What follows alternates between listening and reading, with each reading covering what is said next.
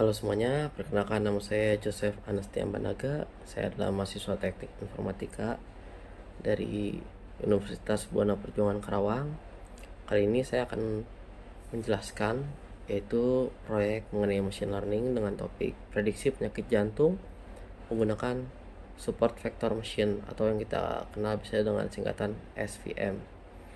Kali ini kita akan menggunakan dataset dari UCI Heart Disease dan melakukan seluruh proses uh, proyek ini di Google Colab, dari analisis data hingga evaluasi model prediktif.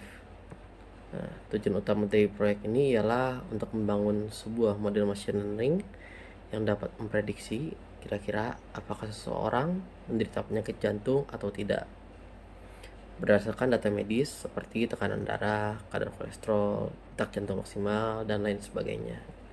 Model yang digunakan ialah Support Vector Machine atau SVM karena cocok untuk klasifikasi biner dan bekerja baik dengan data berdimensi tinggi. Oke, kalau gitu kita lihat dulu dataset yang akan kita gunakan. Oke, di sini kita dapat mengambil data dari Kaggle ya, yaitu Heart Disease Cleveland UCI.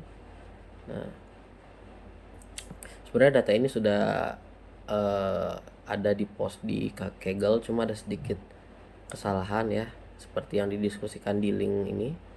Nah, akhirnya datanya di cross check lagi dan ini hasil data yang sudah diproses. Jadi kita akan pakai data set yang sudah di cross check. Oke. Dalam data set yang kita gunakan ini akan ada 13 atribut ya. Mulai dari age yaitu usia, sex yaitu jenis kelamin, CP itu chest pain yaitu jenis nyeri dada, dibagi menjadi 4 di sini ya.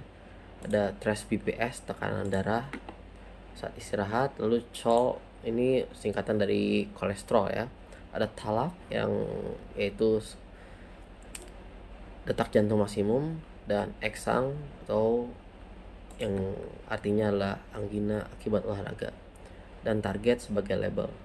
Oke. Nah, target di sini ialah 0 yaitu tidak sakit. Dan 1 sampai 4 itu untuk tingkat keparahan penyakit jantungnya ya. Untuk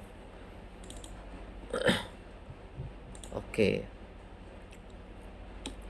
Nah, dan ini akan saya coba ubah ya menjadi biner untuk lebih mudah lagi kita memproses datanya, yaitu adalah 0 untuk sehat atau tidak sakit dan 1 untuk sakit terlepas dari tingkat keparahannya.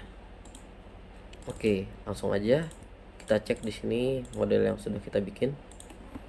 Nah, ini dia di Google Colab ya. Nah, kita udah menampilkan data di baris awal nih. Ada seperti yang kita sebutkan tadi, umur, jenis kelamin ya kan. Terus ini juga data-datanya,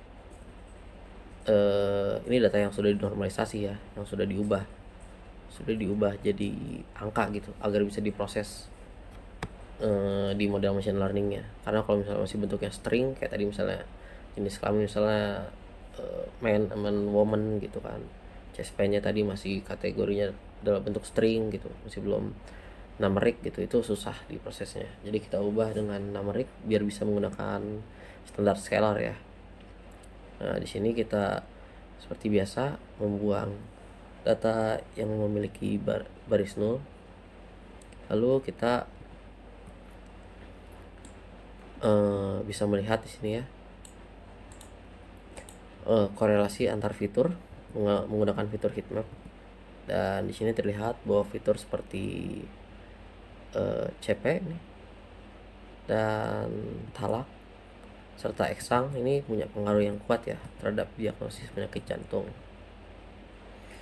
Nah, setelah kita melihat korelasi antar fitur, sini kita memasukkan kode berikutnya lagi. Kita pisahkan fitur X dan Y tadi, lalu bagi menjadi data latih dan data uji dengan rasio itu 2:8 ya. 2 itu data ujinya, yang 8 itu data latihnya itu 8 ya, data ujinya itu 2. Nanti jadi 20% yang akan kita uji ya. apakah kira-kira bisa mendekati hasil sebenarnya gitu, data 20% ini. Nah, lalu di sini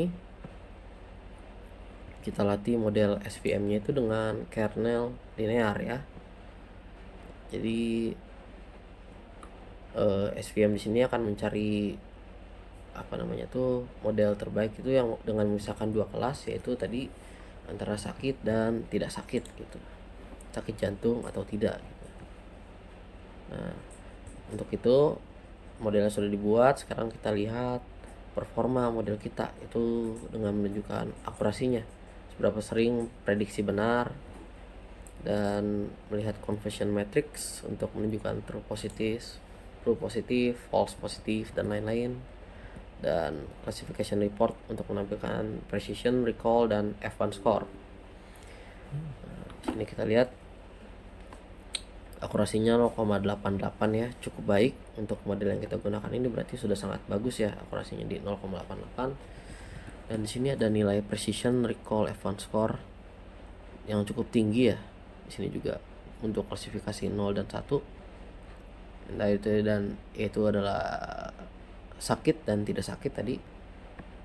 Dan akurasinya itu seperti demikian nilainya, 0,89, 0,92 ya, cukup tinggi. Lalu untuk sebagai eksperimen lain, kita mencoba kernel RBF untuk membandingkan performa dengan kernel linear, karena RBF ini seringkali lebih mampu menangani variabel atau data-data yang non linearitas lebih baik dari kernel linear ya.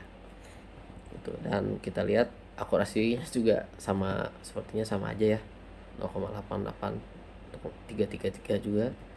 Berarti tidak ada perubahan sama sekali ya di sini ya. Dua-duanya sama-sama bagus gitu. Nah, terus kita akan coba memvisualisasikan hasil prediksi kita. Nah, seperti ini, data hasil prediksi dan data sebenarnya. Oke, kita lihat di sini kan, yaitu dari 0 ini pasien yang tidak sakit atau tidak memiliki penyakit jantung, dan 1 ini untuk pasien yang memiliki penyakit jantung ya. Nah, kita bisa lihat bahwa sebagian besar berprediksi berada pada posisi yang benar ya. Contohnya, sebagian besar pasien dengan label asli 0 diprediksi juga sebagai 0 oleh model true negatif 0. Sini ya, ini itu sangat tinggi ya. Ini cuma sebagian doang nih, sedikit doang yang 0, tapi diprediksi ternyata sakit jantung hanya sedikit banget, di bawah 5. Sementara ini sebagian besar pasien dengan label asli 1 juga diprediksi cukup baik ya, dengan akurasi yang cukup tinggi, yaitu kita lihat ini prediksinya angkanya yang 1. Dan walaupun ada yang sakit jantung, tapi ternyata diprediksi tidak sakit jantung ya. Di sini biru nih, 0. Nah, itu juga kesalahan yang cukup fatal ya untuk dunia medis, karena false negatif ini bisa berbahaya banget. Jadi pasien yang tadi sebenarnya itu sakit jantung tapi tidak terdeteksi gitu. Namun ya dari SVM yang model yang sudah kita bangun ini, akurasi modelnya cukup baik ya, di angka 88%. Berarti jika kita ibaratkan dari 100 pasien yang kita data 100 pasien yang digunakan gitu, jadi sekitar 88 orang itu diklasifikasikan benar gitu. Dan dari visual ini juga sangat membantu kita melihat secara langsung distribusinya gitu, antara false negatif and true positif dan sebagainya gitu. Nah, maka dari itu model ini bisa digunakan sebagai diagnosa awal, apakah seseorang benar-benar mengidap penyakit jantung atau tidak. Jadi untuk selebihnya harus tetap pengecekan langsung oleh dokter ya, agar supaya pasien yang benar-benar terkena penyakit ini tidak dideteksi sebagai tidak sakit gitu, karena itu sangat berbahaya pasti. Oke, untuk saat ini sih itu saja presentasi saya untuk materi machine learning ini di bidang kesehatan. Terima kasih.